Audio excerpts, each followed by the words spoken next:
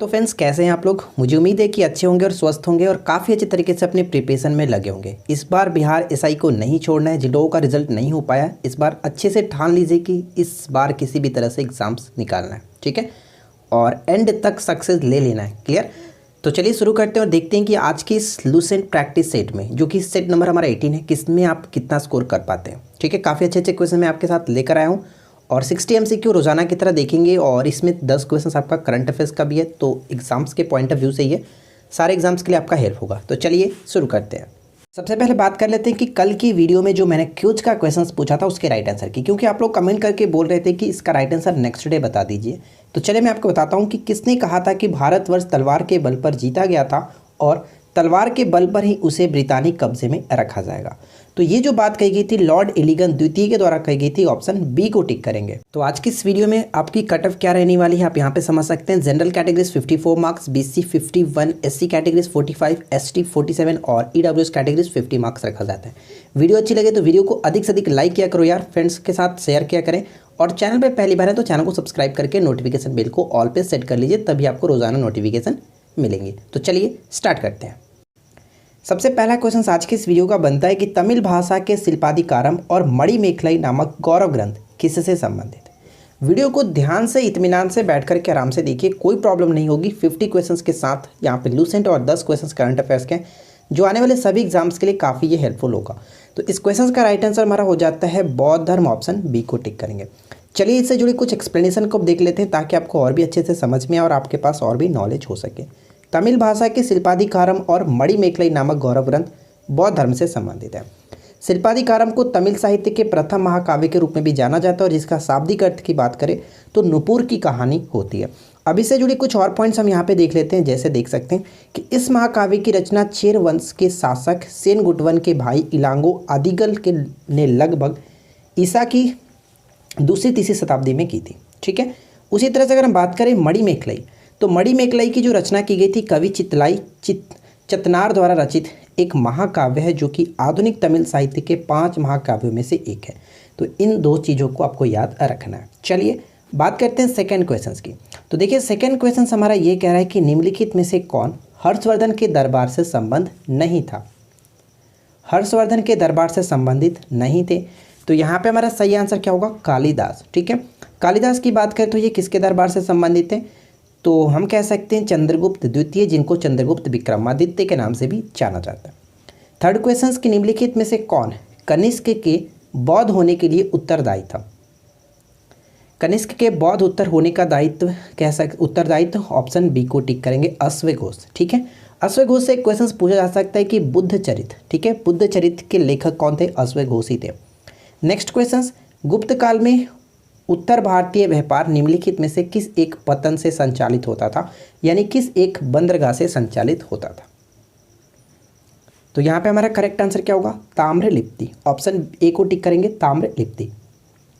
हम यहाँ पे पढ़ सकते हैं कि ताम्रलिप्ति या फिर ताम्रलिप्ति कह सकते हैं, ताम्रलिप्ति या फिर ताम्रलिप्ति बंगाल की खाड़ी में स्थित एक प्राचीन नगर था। विद्वानों का मत है कि वर्तमान जो कि ताम्लुक, ठीक है, ताम्लुक ही प्राचीन ताम्रलिप्ति था। ताम्लुक वर्तमान में कहाँ पर पड़ता है, पश्चिम बंगाल में पड़ता है। और ऐसा माना जाता है कि मौर्य साम्राज्य के दक्षिण एशिया तथा दक्षिण पूर्व एशिया के लिए एक नगर व्यापारिक निकास बिंदु था। यानी कि निकास बिंदु का मतलब कि व्यापार के लिए यहाँ से काम किया जाता था बंदरगाह के रूप में। चलिए नेक्स्ट क्वेश्चन देखिए क्या है कि गुप्त शासकों द्वारा जारी किए गए चांदी के सिक्के को क्या कहते थे। गुप्त शासकों द्वारा जो जारी किया जाता था चांदी का सिक्का, उसको हम लोग किस नाम से जानते थे। तो अगर आपने दिनार को टिक किया तो बिल्कुल गलत है, क्योंकि दिनार जो था वो सोने के सिक्कों को कहते थे और रूपक जो था वो चांदी का सिक्का हुआ करता था गुप्त काल में, इसलिए ऑप्शन ए को टिक करेंगे। क्वेश्चन नंबर 6, 1857 के विद्रोह के दौरान दिल्ली में विद्रोह का सैन्य नेतृत्व किसने किया। दिल्ली में विद्रोह का सैन्य नेतृत्व किसने किया था, बहादुर शाह द्वितीय, जिनको हम लोग जफर के नाम से भी जानते हैं, बहादुर शाह जफर या फिर बहादुर शाह द्वितीय। और बहादुर शाह द्वितीय कौन थे, तो दिल्ली सल्तनत के अंतिम शासक कह सकते हैं। ठीक है, नेक्स्ट क्वेश्चन की दलहुस्ती जल विद्युत परियोजना स्थित है। तो ध्यान रखेंगे जलहुस्ती जल विद्युत परियोजना जो कि चिनाब नदी पर जम्मू कश्मीर, ऑप्शन बी को टिक करेंगे। और ये काफ़ी इंपॉर्टेंट क्वेश्चन है, कई बार रिपीट भी हुआ है, इसको याद रखिएगा। टोडा जनजाति कहाँ पाई जाती है। मैं एक भी ऐसा क्वेश्चन डिस्कस नहीं करता हूँ जो एग्जाम्स के पॉइंट ऑफ व्यू से इंपॉर्टेंट ना हो। चाहे आप कोई भी गवर्नमेंट एग्जाम उठा करके देख लो, अगर इससे बाहर के क्वेश्चंस पूछे जाते हैं, इस तरह से क्वेश्चंस नहीं पूछे जाते तो मुझे कहना। टोडा जनजाति कहाँ पाई जाती है? तो नीलगिरी पहाड़ियों में। ऑप्शन डी को टिक करेंगे, नीलगिरी पहाड़ियों में। अगला क्वेश्चन की जनसंख्या घनत्व का क्या अर्थ होता है? जनसंख्या घनत्व का क्या अर्थ होता है? तो चलिए बात करते हैं कि जनसंख्या घनत्व का अर्थ ये होता है कि प्रति वर्ग किलोमीटर में रहने वाले व्यक्तियों की संख्या होती है, उन्हीं को कहते हैं जनसंख्या घनत्व। ऑप्शन सी करेक्ट होगा। हम यहाँ पे पढ़ सकते हैं कि वर्ग किलोमीटर प्रति व्यक्तियों की संख्या के रूप में परिभाषित किया जाता है, यानी कि जनसंख्या घनत्व को। और 2011 में भारत का जनसंख्या घनत्व 382 प्रति वर्ग किलोमीटर था। ये चीज़ ध्यान रखिएगा। अच्छा, मैं आपसे 2 क्वेश्चंस पूछूं तो क्या आप राइट आंसर देंगे? पहला क्वेश्चन हमारा ये है कि अगर आपसे मैं पूछूं कि 2011 की जनगणना के अनुसार बताइए कि किस राज्य का जनसंख्या घनत्व सबसे अधिक है। पहला क्वेश्चन तो ये है, किस राज्य का जनसंख्या घनत्व सबसे अधिक है। और दूसरा क्वेश्चन ये कि किस राज्य की जनसंख्या घनत्व सबसे कम है। ठीक है, अगर हो सके तो आप एग्जैक्ट डाटा भी बता देंगे तो बहुत अच्छी बात है। चलिए, उम्मीद करता हूँ कि क्वेश्चन आपको समझ में आ गई होगी। नेक्स्ट क्वेश्चन ये कि निम्न में से कौन संगम युगीन व्याकरण रचना सर्वाधिक महत्वपूर्ण मानी जाती है? संगम युगीन व्याकरण रचना सर्वाधिक महत्वपूर्ण मानी जाती है। तो राइट आंसर हम यहाँ पे क्या किसे टिक करेंगे? तोलकापियम बिल्कुल सही आंसर होगा, ऑप्शन सी को टिक करेंगे। हम यहाँ पे एक पॉइंट्स पढ़ सकते हैं। तोलकापियम संगम साहित्य में उपलब्ध एकमात्र प्राचीनतम ग्रंथ है और इसके लेखक तोलकापियर थे। यह एक तमिल व्याकरण ग्रंथ है, ध्यान रखिएगा। और ये किस शैली में लिखी गई? तो सूत्र शैली में लिखी गई है। नेक्स्ट क्वेश्चन कह रहा है कि सूची 1 को सूची 2 के साथ सुमिलित कीजिए, यानी इस एक तरफ पुस्तक है और उसके लेखक के साथ मैच करना है। तो बताइए कौन किसके साथ सही तरीके से मैच होगा। तो चलिए हम यहाँ पे एक एक करके मैच करके देखते हैं। अगर पहली बात करें कि history of the freedom movement in India, तो इसके लेखक थे ताराचंद, यानी कि फर्स्ट का फर्स्ट के साथ मैच होगा। तो राइट आंसर हम ऑप्शन देख सकते हैं कि एक ही मैच कर रहा है। चलिए आगे देख लेते हैं कि history of the freedom movement in Bihar. तो अगर इसके बारे में बात करें तो इसके जो थे वो के दत्त थे। ठीक है, के दत्त का अगर हम पूरा नाम बात करें तो काली किनकर, ठीक है, काली किनकर दत्त इनका पूरा नाम था, ये ध्यान रख सकते हैं। प्रिसेस्ट ऑफ जीसस की बात करें तो ये राजा राम मोहन राय के द्वारा, यानी कि सी का 3 के साथ। और एक बचा हमारा ऑप्शन डी, यानी कि हम ऑप्शन डी मतलब डी का 2 के साथ यहाँ पे देख सकते हैं कि आवर इंडियन मुसलमान्स W हंटर। ठीक है, तो यहाँ पे हमारा राइट आंसर ऑप्शन ए हो जाता है। और इन सभी पुस्तक का नामों को आप एक साथ याद रखेंगे। अगला क्वेश्चन है कि स्वदेश वाहिनी के संस्थापक थे। स्वदेश वाहिनी के संपादक की बात की जा रही है। स्वदेश वाहिनी के संपादक कौन थे? तो सही आंसर यहाँ पे होता है कि के रामकृष्ण पिल्लई, ऑप्शन सी को टिक करेंगे। नेक्स्ट वन है कि भारत का प्रथम तितली उद्यान कहाँ पर स्थित है? भारत का प्रथम तितली उद्यान कहाँ पर स्थित है? तो राइट आंसर हो जाता है वनरघट्टा जैविक उद्यान बेंगलुरु। ठीक है, ऑप्शन ए बिल्कुल सही आंसर हो जाता है।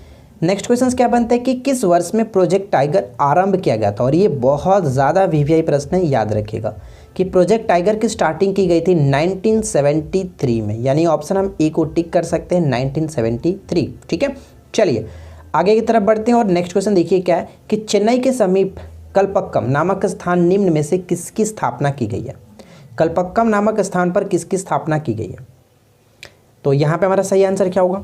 कल्पक्कम नामक स्थान पर नाभिकीय ऊर्जा संयंत्र, ऑप्शन सी को टिक करेंगे। ठीक है, चलिए अगला क्वेश्चन का राइट आंसर बताइए कि क्या होना चाहिए।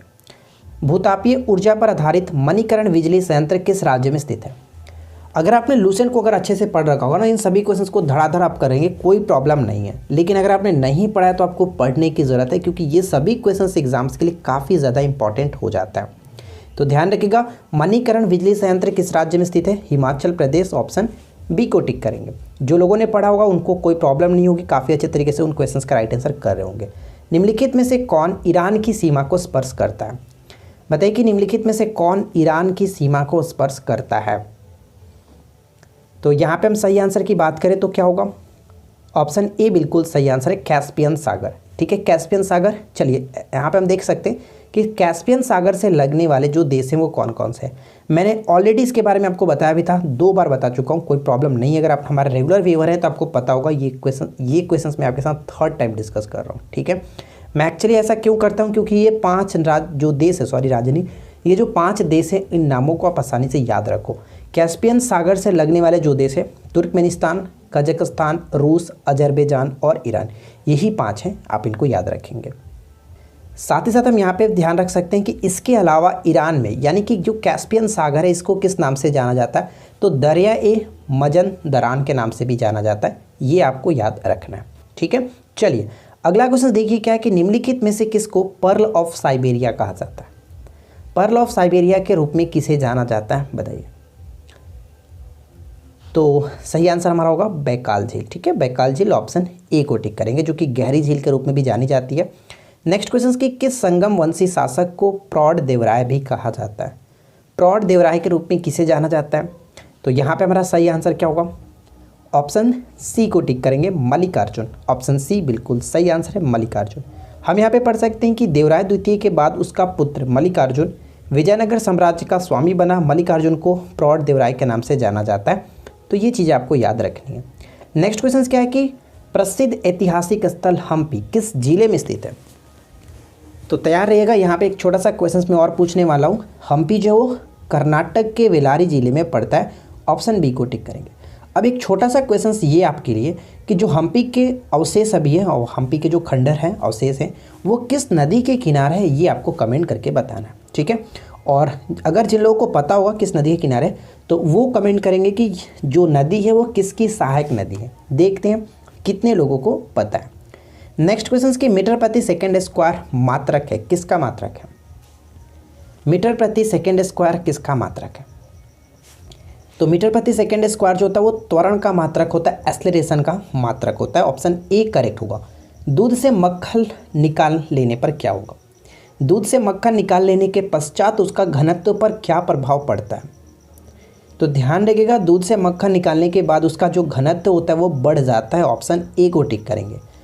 अगला क्वेश्चन की बर्नौली का सिद्धांत निम्नलिखित में से किसके संरक्षण का प्रकथन है? जो बर्नौली का सिद्धांत है वो निम्नलिखित में से किसके संरक्षण का प्रकथन है? तो ध्यान रखेंगे बर्नौली का जो सिद्धांत है वो ऊर्जा से संबंधित है। ऑप्शन बी सही होगा, एनर्जी से संबंधित है। सूची 1 को सूची 2 के साथ सम्मिलित कीजिए। यानी यहाँ पे जो आप देख रहे हैं उनके साथ इनका मत आपको बताना है कि कौन सा मत किनका था। तो चलिए हम यहाँ पे एक करके देखते हैं। पहला बात करें तो रामानुजनाचार्य की अगर हम बात करें आचार्य, तो इनका जो मत था विशिष्ट द्वैतवाद, ठीक है। विशिष्ट द्वैतवाद जो था वो रामानुजनाचार्य जी का था। तो फर्स्ट का ए के साथ मैच होगा, या तो ऑप्शन ए या फिर ऑप्शन सी। निम्बार्काचार्य की बात करें तो इनका मत था दैतादैत, यानी बी का 2 के साथ। तो बी का 2 के साथ यहाँ पर भी है, यहाँ पर भी है। चलिए आगे बढ़ते हैं। माधवाचार्य की बात करें तो दैतवाद का सिद्धांत इन्होंने दिया था, यानी सी का 3 के साथ। तो सी का 3 के साथ यहाँ पे मिल रहा है। तो कह सकते हैं कि ये जो सभी के सभी बिल्कुल सही तरीके से मैच किया गया। विष्णु स्वामी की बात करें तो इन्होंने शून्य दैतवाद का सिद्धांत दिया। तो यहाँ पे काफ़ी अच्छी तरीके से ऑप्शन ए हमारा सही आंसर हो जाता है, ठीक है। चलिए अगला क्वेश्चन बनता है कि किस संत में ईश्वर को अपने पास अनुभव करने के लिए नृत्य एवं गीतों यानी कि कीर्तनों को माध्यम बनाया था? तो यहाँ पे हमारा करेक्ट आंसर क्या होगा? चैतन्य महाप्रभु, ठीक है। चैतन्य महाप्रभु, ऑप्शन डी को टिक करेंगे। एक क्वेश्चन अक्सर पूछा जाता है कि निमाई पंडित के नाम से किसे जाना जाता था? तो ध्यान रखेंगे चैतन्य महाप्रभु को ही बचपन में पाठशाला में उनको निमाई पंडित नाम से जाना जाता था, बोल करके चिढ़ाया करता था, ठीक है। अगला क्वेश्चन कि निम्न में से किसे हिंदी खड़ी बोली का जनक कहा जाता है? हिंदी खड़ी बोली का जनक किसे कहा जाता है? तो अमीर खुसरो, ऑप्शन ए बिल्कुल सही आंसर होगा, अमीर खुसरो। तो मैंने आपको कई बार बता चुका हूँ कि अमीर खुसरो का मूल नाम क्या था। अगर आपने ध्यान दिया होगा मेरी बातों पर तो नीचे जल्दी से कमेंट करके बता दीजिए कि अमीर खुसरो का वास्तविक नाम या फिर बचपन का नाम या फिर मूल नाम क्या था, ठीक है। अगला क्वेश्चन कि वह सूफी संत कौन था जो यह मानता था कि भक्ति ईश्वर के निकट पहुँचने का मार्ग है? भक्ति संगीत ईश्वर के निकट पहुँचने का मार्ग है। तो ये जो बात कही जाती थी ये किसके द्वारा माना जाता था? तो मोइनुद्दीन चिश्ती, ऑप्शन ए को टिक करेंगे, मोइनुद्दीन चिश्ती। नेक्स्ट वन कि अकबर के शासन में महाभारत का फारसी में अनुवाद किया गया था, वह किस नाम से जाना जाता है? यानी कि महाभारत का जो फारसी में अनुवाद किया गया वह किस नाम से जाना जाता है? तो हम कह सकते हैं कि इसको रचनामा के नाम से जाना जाता है। ऑप्शन बी करेक्ट होगा। अब यहाँ पे एक छोटा सा मैंने पॉइंट्स रखा, आप इसको पढ़ सकते हैं कि हिंदुओं के प्रसिद्ध धार्मिक ग्रंथ जैसे रामायण और महाभारत का फारसी अनुवाद भी कराया गया, और यह जो कार्य कराया गया बादशाह अकबर के हुक्म से उनके दरबार के खास विद्वान मुल्ला अब्दुल कादिर बदौनी, ठीक है, बदौनी ने इसकी जो कि ये फारसी में अनुवाद किया था, ध्यान रखेंगे। अगर पूछ ले डायरेक्ट कि महाभारत का रचनामा में किसने अनुवाद किया था फारसी भाषा में, तो ध्यान रखेंगे बदौनी ने, ठीक है। नेक्स्ट पॉइंट क्या कह रहा है कि सरजामी प्रथा किससे संबंधित है। सरजामी प्रथा किससे संबंधित है, तो यहाँ पे हमारा सही आंसर होगा क्या, मराठा भू राजस्व एक व्यवस्था थी सरजामी प्रथा। नेक्स्ट वन है कि वह कौन सेनानायक था जिसे बीजापुर के सुल्तान ने 1659 ईस्वी में शिवाजी महाराज को जिंदा या मुर्दा पकड़कर लाने के लिए भेजा था। तो यहाँ पे हमारा सही आंसर क्या होगा, ऑप्शन हम बी को टिक करेंगे, अफजल खां, ठीक है, ऑप्शन अफजल खां बिल्कुल सही आंसर हो जाता है। किस पुर्तगाली गवर्नर ने नीले पानी की नीति ब्लू वाटर पॉलिसी अपनाई थी, तो ब्लू वाटर पॉलिसी किसने अपनाई थी बताइए। तो राइट आंसर यहाँ पे होगा फ्रांसिस्को डी अल्मीडा, ठीक है, ऑप्शन हम ए को टिक करेंगे, फ्रांसिस्को डी अल्मीडा। हम यहाँ पे पढ़ सकते हैं कि ये ब्लू वाटर पॉलिसी क्या था। अल्मीडा ने पुर्तगाली शक्ति का विस्तार करने के उद्देश्य से नीले पानी की नीति का अनुसरण किया। इसके अंतर्गत उसका उद्देश्य हिंद महासागर में पुर्तगालियों का अस्तित्व स्थापित करना था, लेकिन वह असफल रहा और 1509 ईस्वी में वह वापस पुर्तगाल लौट गया था, ठीक है। चलिए नेक्स्ट क्वेश्चन क्या है कि प्रथम कर्नाटक युद्ध की समाप्ति किस संधि से हुई थी। प्रथम कर्नाटक युद्ध की समाप्ति जो किस संधि के तहत हुई थी, तो हमारा यहाँ पे सही आंसर होगा क्या, एला-सापल की संधि, ठीक है, ऑप्शन ए बिल्कुल सही आंसर होगा, एला-सापल की संधि। हम यहाँ पे पढ़ सकते हैं कि प्रथम कर्नाटक युद्ध कहलाता है जो 1746 से 1748 तक चला था। कहते हैं कि यूरोप में ऑस्ट्रिया के उत्तराधिकारी के युद्ध में इंग्लैंड और फ्रांस के बीच जो संघर्ष चला उसी का परिणाम भारत में प्रथम कर्नाटक युद्ध हुआ था, ध्यान रखिएगा, ठीक है।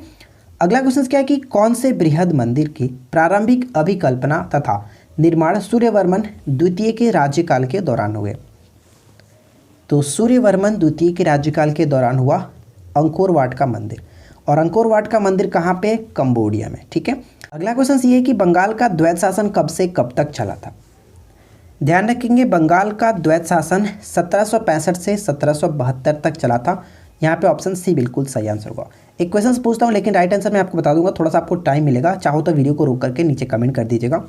देखिए मैं आपसे पूछता हूँ कि बंगाल में द्वैत शासन को किसने स्टार्ट किया था और किसने समाप्त किया था। वीडियो को रोक करके जल्दी से नीचे कमेंट कर दीजिए, मैं आपको राइट आंसर बताता हूँ।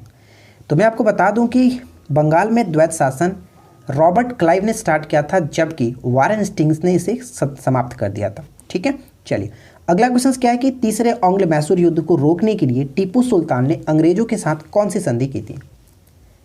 तीसरे एंग्लो मैसूर युद्ध को रोकने के लिए टीपू सुल्तान ने अंग्रेजों के साथ कौन सी संधि की थी, तो श्रीरंगपट्टनम की संधि, ठीक है, श्रीरंगपट्टनम की संधि, ऑप्शन बी सही हो जाता है। नेक्स्ट क्वेश्चन की जो सदस्य लोकसभा अध्यक्ष का चुनाव करते हैं वे होते हैं, तो थोड़ा सा ध्यान से समझिए कि जो सदस्य लोकसभा के अध्यक्ष का चुनाव करते हैं वो होते हैं। तो मैंने आपको कई बार बताया कि आर्टिकल 93 क्या कहता है।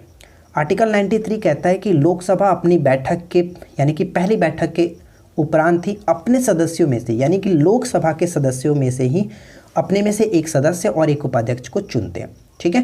तो हम यहाँ पे कह सकते हैं कि लोकसभा का ही सदस्य होते हैं, ऑप्शन हम डी को टिक करेंगे। नेक्स्ट क्वेश्चन है कि निम्नलिखित में से वह व्यक्ति कौन है जो संसद सदस्य नहीं होता है लेकिन जिसे संसद को संबोधित करने का अधिकार है। संसद का सदस्य तो नहीं होता है लेकिन संसद को संबोधित करने का अधिकार होता है, और वो कौन है, तो भारत का अटॉर्नी जनरल यानी कि महान्यायवादी, ठीक है। और मैं आपको बता दूं कि ये जो बात कही गई है वो आर्टिकल 88 में कहा गया है कि भारत का अटॉर्नी जनरल संसद का सदस्य नहीं होते हुए भी वो संसद को संबोधित कर सकता है लेकिन मतदान करने का अधिकार नहीं है, ठीक है। चलिए नेक्स्ट क्वेश्चन की लोकसभा का विरोधी दल के पहले मान्यता प्राप्त नेता कौन थे। लोकसभा के विरोधी दल के पहले मान्यता प्राप्त नेता कौन थे, तो हमारा यहाँ पे सही आंसर क्या होगा, राम सुभग सिंह, ठीक है, राम सुभग सिंह। नेक्स्ट क्वेश्चन, लेखा परीक्षण का मुख्य उद्देश्य किसके व्यय पर नियंत्रण करना होता है। लेखा परीक्षण का मुख्य उद्देश्य किसके व्यय पर नियंत्रण करना होता है, तो यहाँ पे हमारा सही आंसर हो जाता है कार्यपालिका, ठीक है, कार्यपालिका राइट आंसर है। नेक्स्ट वन क्या बनता है कि किसे भारत में पुर्तगाली साम्राज्य का वास्तविक संस्थापक कहा जाता है। बताइए कि भारत में पुर्तगाली साम्राज्य का वास्तविक संस्थापक किसे कहा जाता है। तो यहाँ पे मेरा सही आंसर क्या होगा, ऑप्शन बी को टिक करेंगे, अल्बुकर्क। ठीक है, अल्बुकर्क राइट आंसर हो जाता है। नेक्स्ट वन देखिए क्या है कि संविधान के किस भाग में नीति निर्देशक तत्वों का उल्लेख किया गया है। इस क्वेश्चन का करेक्ट आंसर क्या होगा कि नीति निर्देशक तत्वों का उल्लेख भाग 4 में किया गया। ठीक है, भाग 4 में कहाँ से कहाँ तक, 36 से लेकर के 51 तक इसके बारे में वर्णन है। ठीक है ना। और नीति निर्देशक तत्व कहाँ से लिया गया, तो हम लोगों ने कल की वीडियो में पॉलिटी में देखा भी था कि राज्य के नीति निर्देशक सिद्धांत को आयरलैंड के संविधान से ग्रहण किया गया। भारतीय संविधान के किस अनुच्छेद के अंतर्गत भारत सरकार का दायित्व है कि वह बाह्य आक्रमण एवं आंतरिक अशांति से राज्यों की रक्षा करे। तो इसका सही आंसर होगा आर्टिकल 355। अगर ऐसा नहीं करता है तो 356 के तहत राष्ट्रपति शासन लागू हो जाता है, यानी ऑप्शन हमारा ए यहाँ पे सही आंसर है। नेक्स्ट क्वेश्चन क्या बनता है कि प्रकाशीय फाइबर किस सिद्धांत पर कार्य करता है। बताइए कि प्रकाशीय फाइबर किस सिद्धांत पर कार्य करता है। तो यहाँ पे हमारा करेक्ट आंसर क्या होगा, ऑप्शन डी को टिक करेंगे, पूर्ण आंतरिक परावर्तन के सिद्धांत पर प्रकाशीय फाइबर कार्य करता है। नेक्स्ट क्वेश्चन देखिए क्या है कि वे पौधे जिनमें कभी पुष्प नहीं बनते हैं क्या कहलाते हैं। वे पौधे जिनमें कभी पुष्प नहीं बनते हैं उनको हम लोग क्या कहते हैं, उनको हम लोग कहते हैं क्रिप्टोगेम्स। ठीक है, क्रिप्टोगेम्स ऑप्शन सी को टिक करेंगे। चलिए हम यहाँ पे पढ़ सकते हैं कि क्रिप्टोगेम्स से संबंधित जो भी पॉइंट्स हैं यहाँ पे देखिए। क्रिप्टोगेम्स उन पादपों को कहते हैं जिनमें प्रजनन विजाणुओं की सहायता से होता है। क्रिप्टोगेम्स को कभी कभी थैलोफाइट, निम्न पादप या फिर विजाणु पादप आदि नामों से भी जाना जाता है। ठीक है, और क्रिप्टोगेम्स के अंतर्गत क्या क्या चीज़ें आती हैं, जैसे शैवाल, लाइकेन, मॉस और फर्न, ये सभी चीज़ें आती हैं। ठीक है, चलिए नेक्स्ट क्वेश्चन क्या बनता है कि पुष्प के जनन चक्र कौन कौन से हैं। पुष्प के जनन चक्र कौन से हैं। तो यहाँ पे हमारा सही आंसर होगा पुमंग और जयांग। ठीक है, पुमंग और जयांग को यहाँ पे कह सकते हैं कि पुष्प के जनन चक्र है। अगर आपने अभी तक इस वीडियो को लाइक नहीं किया है तो मुझे नहीं लगता कि इससे बेटर कहीं अभी आपको और मिलने वाला है, तो लाइक ज़रूर कर दीजिएगा। सिट्रस कैंकर क्या है, बताइए कि सिट्रस कैंकर क्या है। सिट्रस कैंकर नींबू का एक रोग होता है, ऑप्शन हम यहाँ पे सी को टिक करेंगे। नेक्स्ट पॉइंट क्या है कि निम्नलिखित में से किसने यह मूल अवधारणा प्रस्तुत की थी कि सभी जीव कोशिकाओं से बने होते हैं। इसमें थोड़ा सा लॉजिकली आपको सोचना है। अच्छा, आपने हमारी सुबह की साइंस की वीडियो देखी थी कि नहीं देखी थी। मैंने आपको एक नया सीरीज़ स्टार्ट किया हूँ। ठीक है, साइंस का डोज स्टार्ट किया हूँ। ठीक है, साइंस का सुपर डोज करके एक न्यू सीरीज स्टार्ट हुआ जिसमें 50 MCQ मैंने आपके साथ शेयर किया था और मैंने बोला था कि वीक में आपको 2 से 3 वीडियो में प्रोवाइड करने की कोशिश करूँगा। ठीक है, तो अगर आपने इस वीडियो को नहीं देखा तो जाकर के ज़रूर देख लीजिएगा, वीडियो के नीचे आपको मिल जाएगा या फिर हमारे वीडियो लिस्ट में जाकर के देख सकते हैं। तो फिलहाल मैं आपको बता दूं कि इस क्वेश्चन को हम कैसे अटेम्प्ट करेंगे। तो आपको पता है कि कोशिका जो शब्द दिया गया था वो रॉबर्ट हुक ने दिया था, लेकिन आपको पता है कि कोशिका सिद्धांत स्लाइडेन और स्वान नामक 2 वैज्ञानिकों ने दिया था। तो स्लाइडेन और स्वान यहाँ पे सही आंसर होगा। ऑप्शन हम 2 और 4 को टिक करेंगे, ऑप्शन डी बिल्कुल सही आंसर होगा। और इन्होंने यह मूल अवधारणा प्रस्तुत की थी कि सभी जीव कोशिकाओं के बने होते हैं। क्लियर। चलिए नेक्स्ट क्वेश्चन क्या बनता है कि किसी पारिस्थितिकी तंत्र में ऊर्जा का प्रवाह के बारे में निम्न में से कौन सी श्रृंखला सही है। तो यहाँ पे हमारा राइट आंसर क्या होगा, ऑप्शन हम यहाँ पे सी को टिक करेंगे। ठीक है, सी बिल्कुल सही आंसर होगा कि उत्पादक, उपभोक्ता और उसके बाद अपघटक। ठीक है, ऑप्शन सी करेक्ट आंसर है। नेक्स्ट पॉइंट क्या कह रहा है कि विलामेन की आवश्यकता होती है। विलामेन की आवश्यकता होती है, बताइए।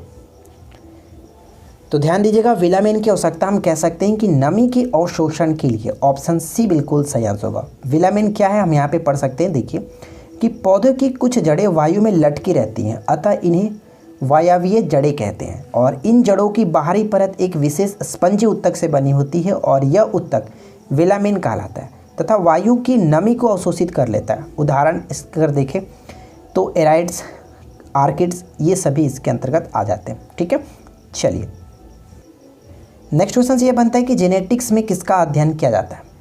जेनेटिक्स में किसका अध्ययन किया जाता है।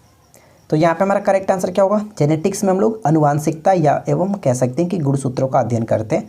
ऑप्शन ए करेक्ट आंसर है। यहाँ पर हम लोगों ने लूसेंट से 50 क्वेश्चंस देख लिया। अब बात करते हैं करंट अफेयर्स की। तो देखते हैं करंट अफेयर्स आपने कितना पढ़ा।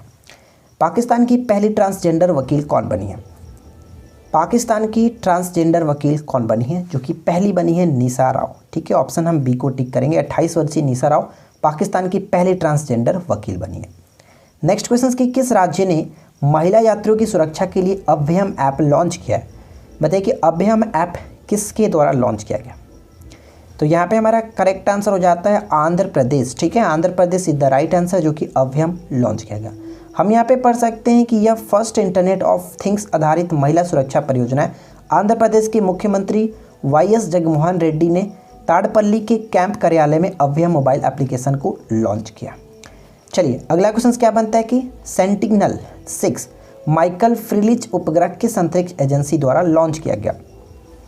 सेंटिनल-6 माइकल फ्रीलिच उपग्रह जो लॉन्च किया गया, ये नासा के द्वारा लॉन्च किया गया। क्लियर, ऑप्शन बी करेक्ट होगा, नासा के द्वारा।